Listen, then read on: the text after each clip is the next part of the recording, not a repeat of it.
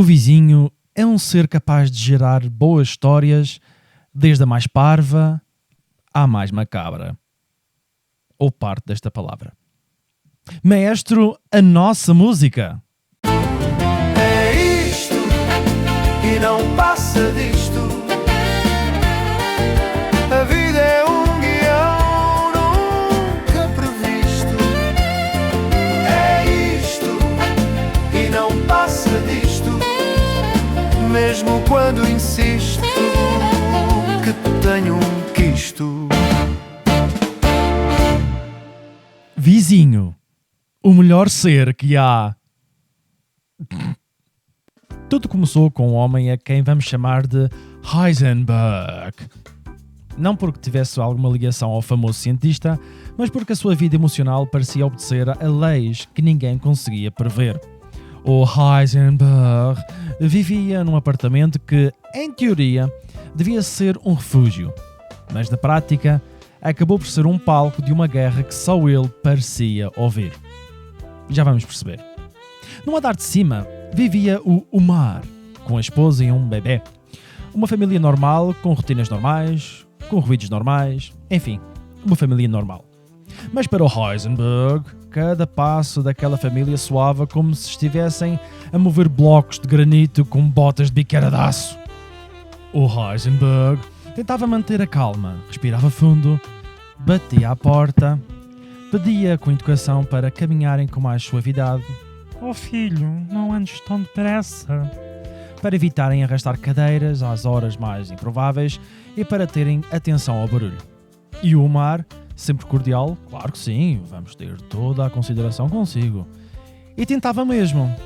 O Umar e a sua família compraram sapatos almofadados.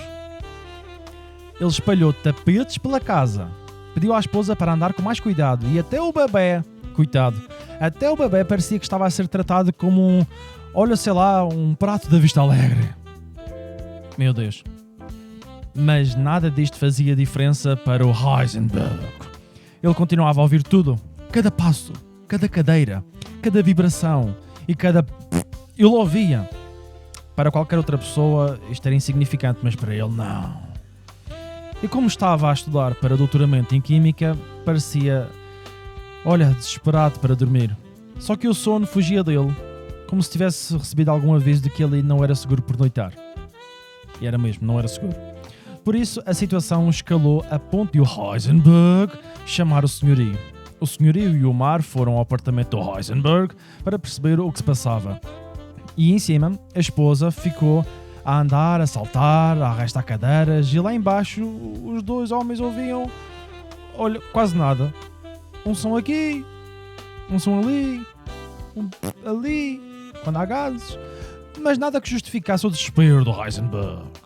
Parecia que só ele tinha acesso a uma frequência sonora, que era de um barulho qualquer. E então, quando todos pensavam que a história ia ficar por ali, o enredo deu uma volta grotesca. Um dia, a família do Umar regressou de uma pequena viagem e encontrou o apartamento com um cheiro muito forte. E não era gases, desses que estamos a pensar. Os olhos ardiam, as cabeças doíam, sentiam tonturas.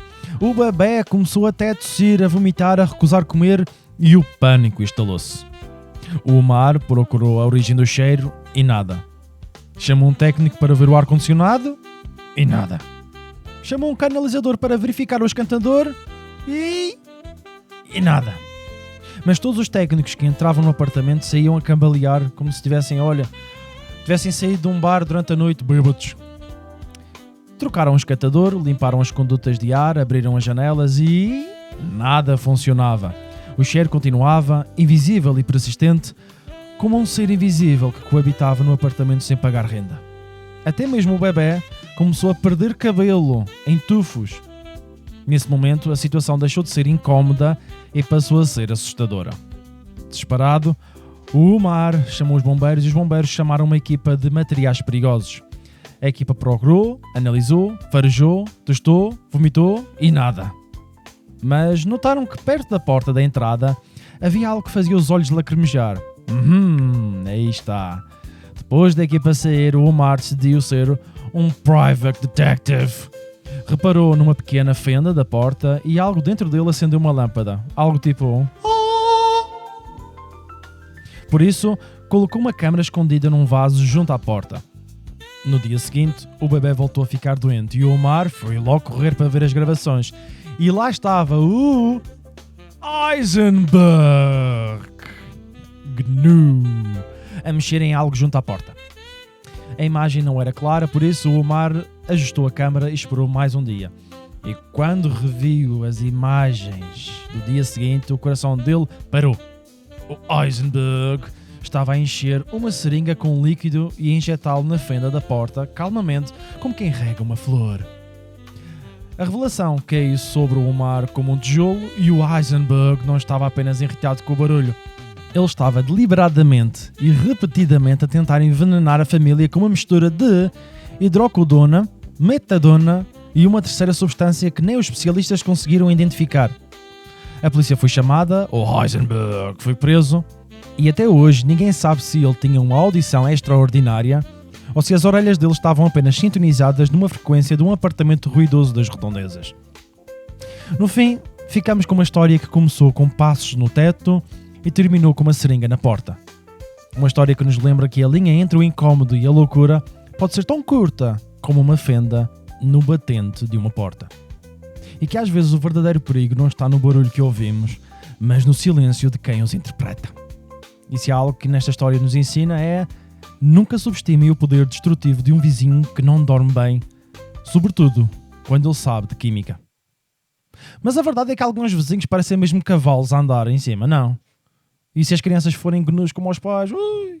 É isto e não passa disto.